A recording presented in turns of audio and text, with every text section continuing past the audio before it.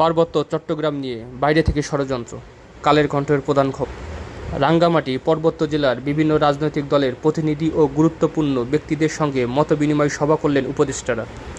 পার্বত্য চট্টগ্রাম নিয়ে বাইরে থেকে ষড়যন্ত্র হচ্ছে বলে অনেকেরই ধারণা। স্থানীয় সরকার, পল্লী উন্নয়ন ও সমবায় মন্ত্রণালয়ের উপদেষ্টা এএফএম আরিফিন গতকাল শনিবার পার্বত্য চট্টগ্রাম এ ধরনের কথা বলেন। আইন শৃঙ্খলা রক্ষাকারী বাহিনী থেকে এবং স্থানীয় অনেকেই বলেছেন, পাহাড়কে অশান্ত করতে একটি মহল ষড়যন্ত্র করছে। যার যার অবস্থান থেকে দলমত নির্বিশেষে ষড়যন্ত্রকারীদের বিরুদ্ধে ঐক্যমত হওয়ার আহ্বান জানান তারা। স্বরাষ্ট্র উপদেষ্টা লেফটেন্যান্ট জেনারেল জাহাঙ্গীর আলম চৌধুরী বলেন, যারা পরিস্থিতির অবনতি ঘটানোর চেষ্টা করবে তাদের হাত ভেঙে দেওয়া হবে।